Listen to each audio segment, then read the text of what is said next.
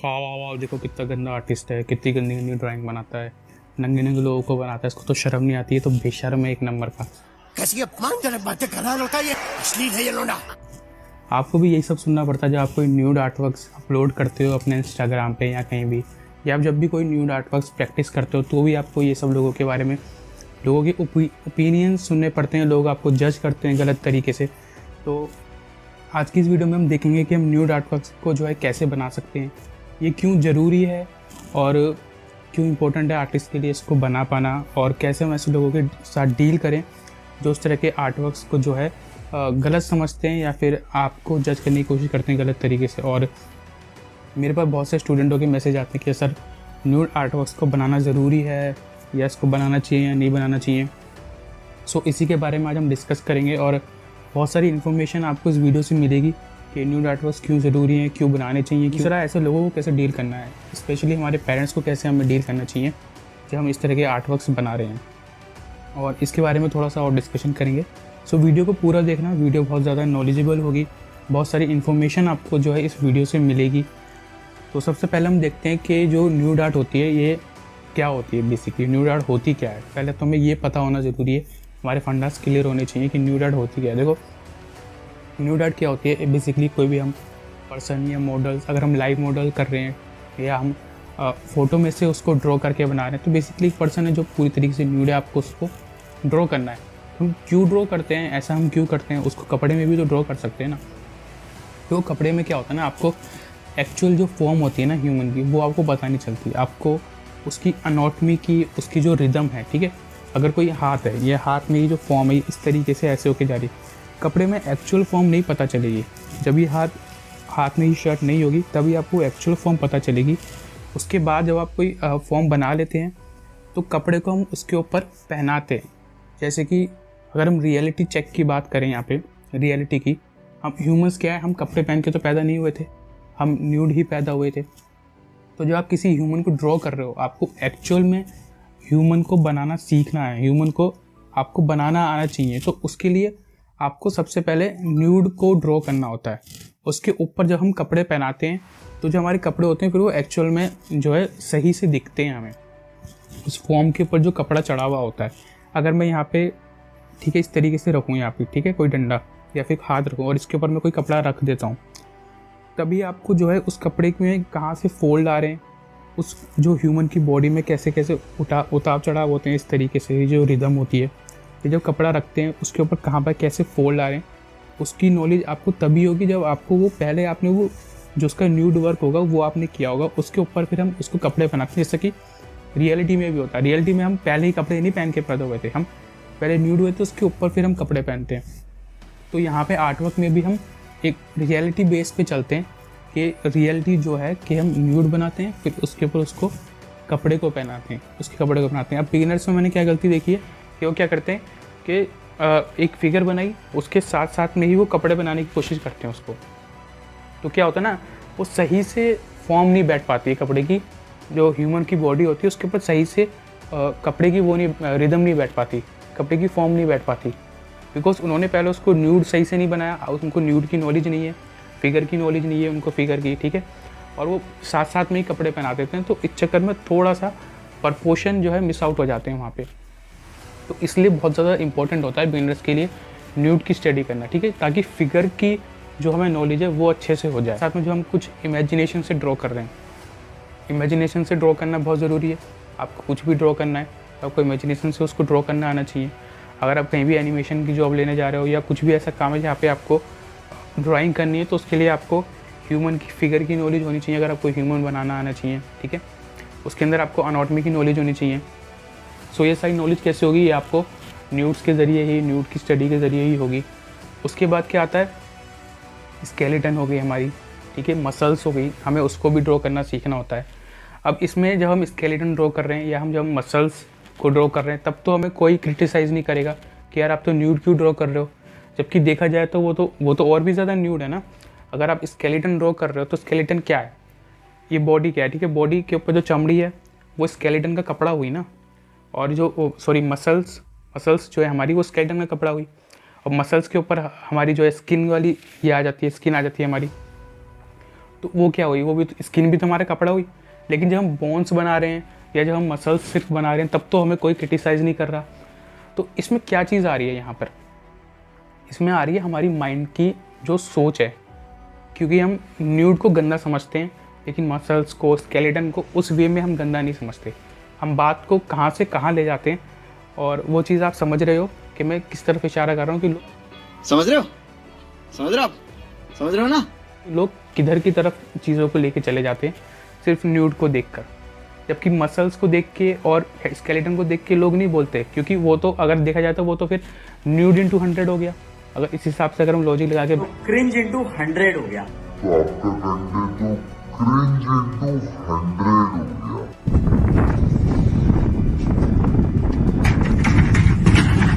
गया। बैठे हैं तो वो तो न्यूड इंटू 100 हो गया ना। अब यही चीज़ आर्टिस्टों को क्रिटिसाइज़ की जाती है, लेकिन ये चीज़ डॉक्टर्स को क्रिटिसाइज़ नहीं करते हम। डॉक्टर्स भी तो न्यूड की स्टडी करते हैं वहाँ पे, डॉक्टर्स को भी स्केलेटन एनाटॉमी की स्टडी करनी पड़ती है। पर आर्टिस्टों में क्या है, इतनी अवेयरनेस नहीं है। डॉक्टर्स में किसी अनपढ़ गंवार होगा कोई, ठीक है, उसको भी इस चीज़ की अवेयरनेस है कि डॉक्टर को न्यूड की स्टडी करना या फिर एनाटॉमी वगैरह ये सब की नॉलेज होनी ज़रूरी है।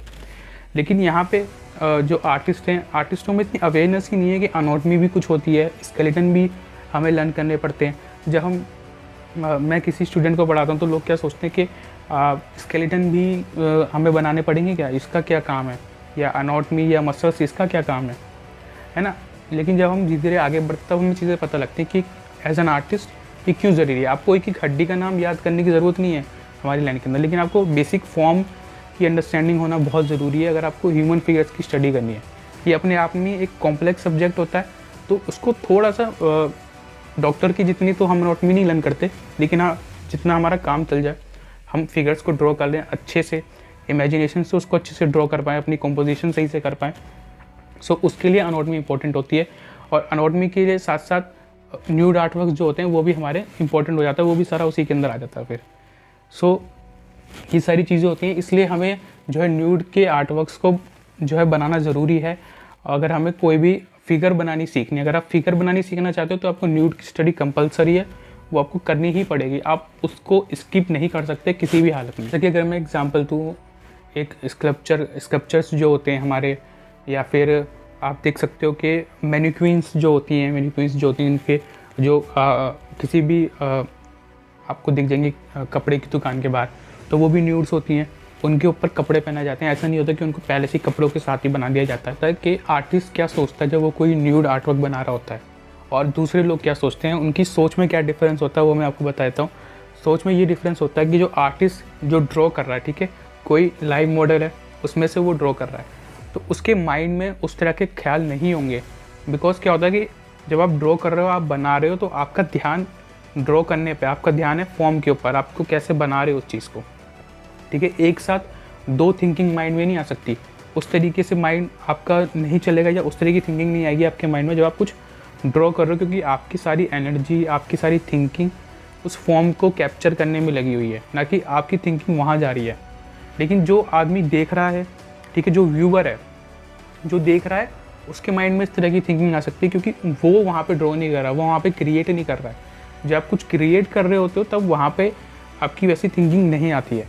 सो ये भी एक चीज़ है कि आर्टिस्ट का जो माइंड होता है उस टाइम पे बहुत ज़्यादा प्योर होता है, वो बहुत ज़्यादा प्योर स्टेट में होता है जब वो इस चीज़ को बना रहा है या न्यूड आर्टवर्क्स को बना रहा है। वैसे ख्यालात नहीं आ सकते, क्योंकि आपके माइंड में दो थिंकिंग एक बार में नहीं चल सकती, ये आपको ध्यान में रखने की वाली बात है। और यही चीज़ पेरेंट्स को भी देखनी चाहिए, जब अगर उनका कोई चाइल्ड है, कोई बच्चा है उनका, अगर वो न्यूड आर्टवर्क्स को ड्रॉ कर रहा है तो उस तरह की थिंकिंग उसके माइंड में नहीं आ सकती, बिकॉज वो सबसे ज़्यादा प्योर स्टेट में है, वो कुछ क्रिएट कर रहा है, वहाँ पे वो बना रहा है, उसकी सारी थिंकिंग उस क्रिएशन के ऊपर लगी हुई है। व्यूअर के माइंड में वैसी थिंकिंग आ सकती है, क्योंकि वो वहाँ पे क्रिएट नहीं कर रहा है कुछ भी। तीसरा पॉइंट हमारा होता है कि हम न्यूड आर्टवर्क्स को कैसे बनाएं। मान के चलो हमें तो पता है, हमें अंडरस्टैंडिंग होगी इस चीज़ की कि न्यूड आर्टवर्क बनाने क्यों ज़रूरी है, लेकिन जो लोग हैं उनको तो अंडरस्टैंडिंग नहीं है, वो लोग तो फालतू कमेंट करेंगे। देखो, अब जो लोग बाहर के लोग हैं जो आपको उल्टा सीधा बोल रहे हैं, आपको क्रिटिसाइज़ कर रहे हैं, उन लोगों को तो पहली बात आप बाहर में जाने दो, उनकी मत सुनो।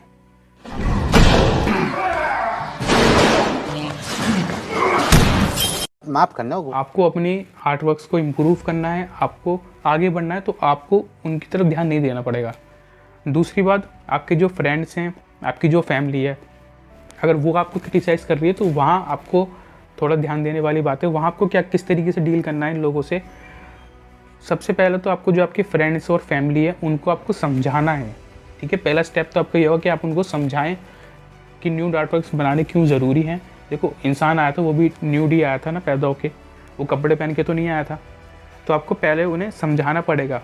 जैसे डॉक्टर की स्टडी में ज़रूरी होता है न्यूड को स्टडी करना, अनाटॉमी को स्टडी करना, वैसे ही एज एन आर्टिस्ट आपके लिए भी ज़रूरी होता है न्यूड और जो है अनाटॉमी को स्टडी करना। तो पहले तो आप उनको समझाएं कि ये मेरी स्टडी है, ये मेरे लिए ज़रूरी है ये चीज़ करनी।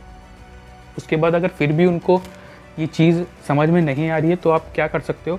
देखो, पहले तो आप न्यूड आर्टवर्क्स को बनाओ, ठीक है। आप प्रैक्टिस करिए, आपने एक्सरसाइज करिए, आपने बनाई। तो पहले तो ये होगा कि आप उनको बनाने के बाद उनको थ्रो कर दो, ठीक है, फेंक दो कहीं पे, आप ये कर सकते हो।